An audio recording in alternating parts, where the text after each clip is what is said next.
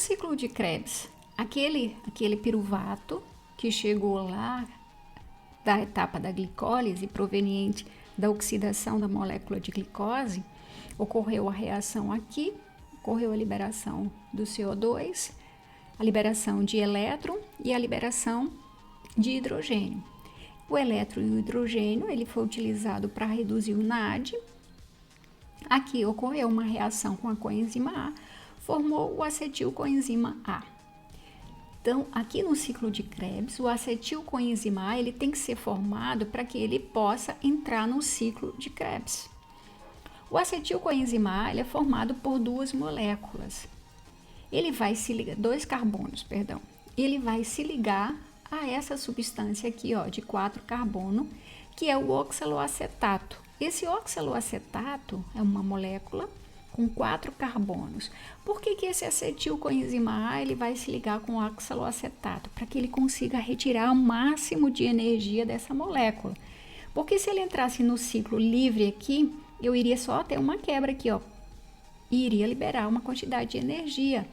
Mas eu não iria utilizar essa outra energia proveniente dessa ligação. Então, para mim ter a máxima quantidade de energia, eu vou ligar esse oxaloacetato aqui, ó.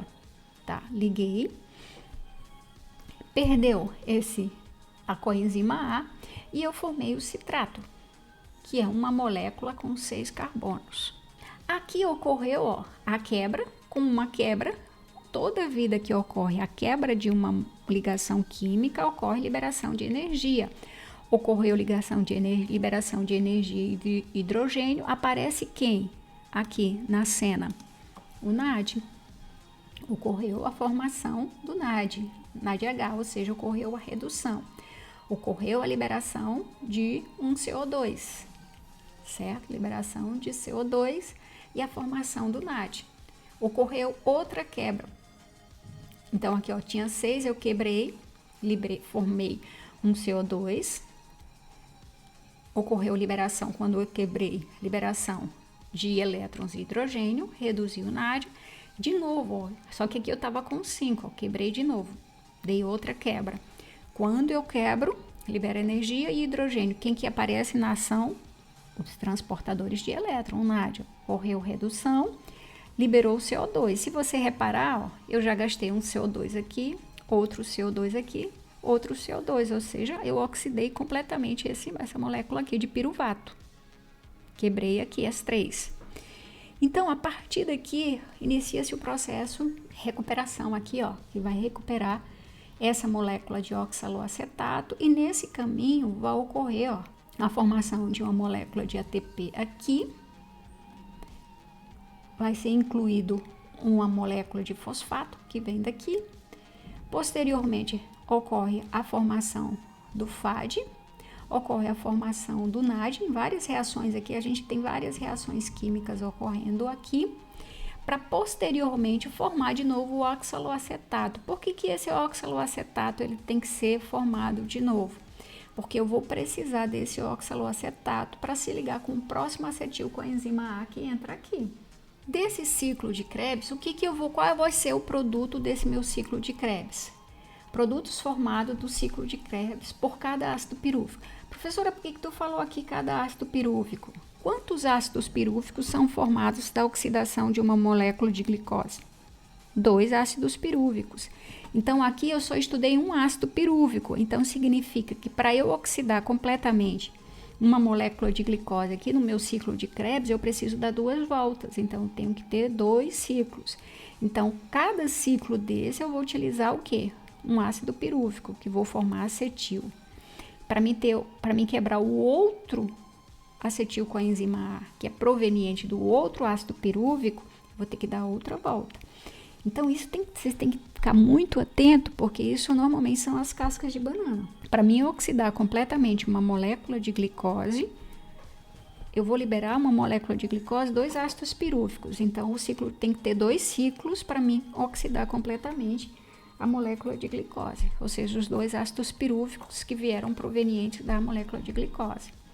Então, o produto formado em um ciclo de Krebs, ou seja, a cada ácido pirúvico eu vou formar quantos NADs? 1, 2, 3. E quantos FADs? 1. Eu vou formar quantos ATP? Um ATP.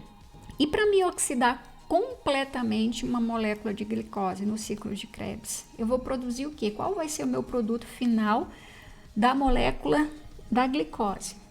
Então, eu vou precisar de 2 moléculas de ácido pirúvico. Então, o resultado é o dobro. Ó. Eu tenho 2, aqui em cada ácido pirúvico eu vou formar 3 NADH, um FDH e um ATP.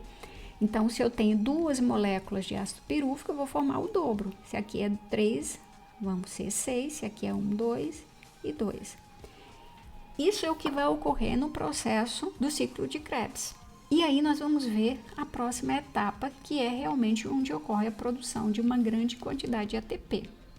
O que é importante que vocês saibam sobre o ciclo de Krebs? Como que é o nome?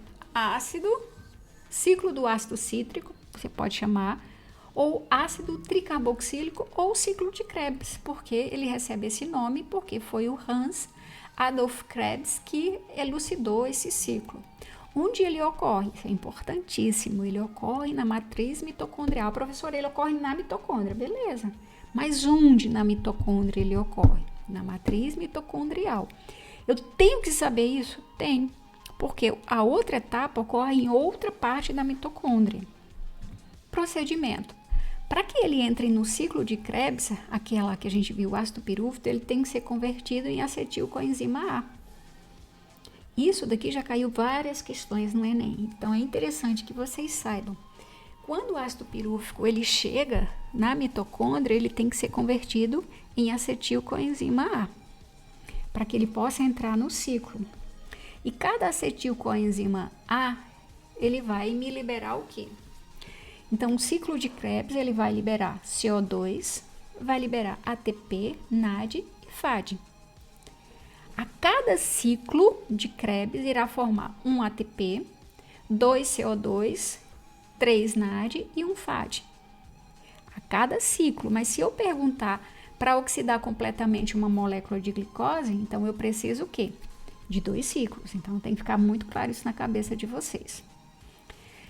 Todo o gás carbônico liberado na respiração provém da formação do acetil e do ciclo de Krebs. Uma coisa importante que vocês saibam, que esse gás carbônico que a gente libera é proveniente do que a gente come.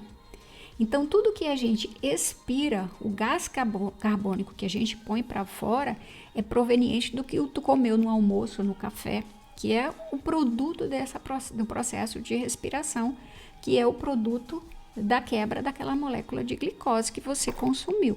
Gás carbônico que você libera foi o que tu comeu, é o resultado da respiração celular. Por fim, a gente tem a cadeia respiratória, que é a terceira etapa da respiração. A cadeia respiratória, todos aqueles NADs e FADs que foram produzidos, que foram formados lá na glicólise e lá no ciclo de Krebs, ele vai vir aqui para a mitocôndria, mais especificamente nas cristas mitocondriais. Aqui a gente consegue ver os NADs e os FADs. Aqui ocorre um processo de desidrogenação, ou seja, ocorre a retirada desse hidrogênio. E quando ocorre a retirada desse hidrogênio, a quebra aqui, ocorre a liberação de elétrons. Lembra que eu falei, toda vida que você quebra uma molécula, uma ligação, ocorre a liberação desses elétrons. Aqui existe, deixa eu colocar aqui para vocês, perdão.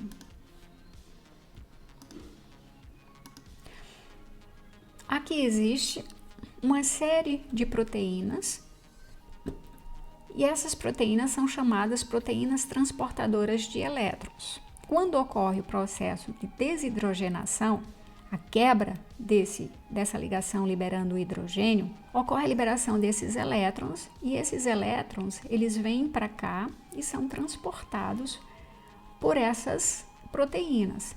Toda vida quando eu quebro aqui, eu libero elétrons, os elétrons entram aqui e ocorre a liberação, que sai por aqui, ó, os hidrogênios. Então aqui fica negativamente, ocorre a atração pelos prótons que vem e vai para fora. E esses elétrons, eles continuam pulando, ele vai para cá, depois vem para cá. Essa outra aqui, proteína, a mesma coisa. Os elétrons ficam aqui, atrai o hidrogênio ó, sai para cá. E esses elétrons continuam até que eles chegam nesse ponto aqui. E aí eles precisam, para onde vai esses elétrons? Ou seja, chegou ao ponto final. Então, esses elétrons, eles vão ser acolhidos pelo oxigênio. Por isso que a gente chama que o oxigênio é o aceptor final dos elétrons. Desta forma, esse oxigênio, ele é o aceptor final desses elétrons e ele vai se ligar também aqui, ó, a molécula de hidrogênio formando uma molécula de água e ele vai retirar daqui, ó, esses elétrons aqui. Então, ele vai receber esses elétrons. É o aceptor final desses elétrons que foram provenientes lá de todos aqueles processos de oxidação. E ele vai utilizar esses elétrons para formar a molécula de água. É muito importante essa formação da água, que vai ficar com uma quantidade grande de hidrogênio. E a gente sabe que quando se tem uma quantidade grande de hidrogênio, esse ambiente ele vai ficar ácido e é muito prejudicial tu ter essa acidez aqui que pode inativar essas proteínas e aí não ocorre o processo de respiração celular e o indivíduo pode morrer. Dessa forma, quando ocorre a formação da molécula de água, ocorre uma neutralização desse ambiente para que essas proteínas funcionem de forma adequada. Mas se vocês repararem que eu estou colocando hidrogênio para fora, aqui eu tenho dentro da mitocôndria, aqui eu tenho fora, espaço ó, entre membranas mitocondriais, externa e interna. Essa intermembrana aqui, ó, externa e interna que a gente falou, ela vai ficar com uma quantidade maior de hidrogênio aqui. E aí, professora, o que acontece? Eu vou ter um gradiente de concentração diferente. E existe essa bonitinha aqui, que é uma proteína também, que a gente chama ela ATP sintase, que ela funciona como uma bomba. Ou seja, o hidrogênio ele vai conseguir passar por aqui. Quando o hidrogênio passa aqui por dentro, ele dá um giro. Então, quando ele dá esse giro, ele libera uma pequena quantidade de energia e essa quantidade de energia que ele libera é suficiente para pegar esse ATP e ligar ao fosfato formando ATP. Então, o que eu tenho que saber sobre cadeia respiratória? Qual é a função da cadeia respiratória? Formação de ATP. Onde ela ocorre? Nas cristas mitocondriais. Qual o procedimento? A gente chama de fosforilação oxidativa. O que é o processo de fosforilação, professora? É o processo em que você coloca um grupo fosfato lá no ADP. Transferência de hidrogênio pelos citocromos, formando ATP e tendo como aceptor final o oxigênio e a formação de água. A gente viu lá, fosforilação oxidativa é quando ocorre esses hidrogênios, transferência de hidrogênio pelos citocromos, formando ATP e tendo como aceptor final o oxigênio e a transformação de água.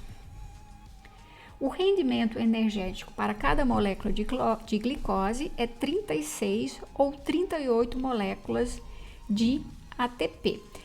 Visão geral em células eucarióticas, olha só. Vamos fazer logo tudo aqui para ficar bem bonitinho. Olha só. Uma molécula de glicose, eu tenho a formação aqui dos ATPs, a formação dos NADs.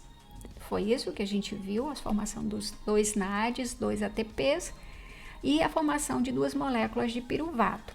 Essa molécula de piruvato, ela vai lá para a mitocôndria, ó, tá vendo a mitocôndria aqui? Ela é convertida em acetilcoenzima A. Quando eu formo o acetilcoenzima A, eu formo os NAD e formo o CO2. Esse acetilcoenzima A, ele vai entrar no ciclo de Krebs. Esse ciclo de Krebs, isso daqui que tu tá vendo aqui é proveniente da molécula inteira de glicose, ou seja, ele deu 2 ciclos. Então, eu vou formar 4 moléculas de dióxido de carbono, ou gás carbônico, 2 moléculas de ATP, 6 moléculas de NAD e 2 moléculas de FAD. Lembrando, isso aqui eu estou trabalhando pensando em 2 moléculas, oxidando completamente esses 2 piruvatos. Então, no total, eu vou ter aqui, ó, 10 moléculas de NAD e 2 de FAD. Essas 6 moléculas de oxigênio aqui, ela vai ser os aceptores finais do hidrogênio e vai formar moléculas de água. Cada molécula de NAD equivale aproximadamente, tem energia suficiente para formar 3 moléculas de ATP e o FAD 2 moléculas de ATP, que irá formar aproximadamente de 38 a 36 moléculas de ATP.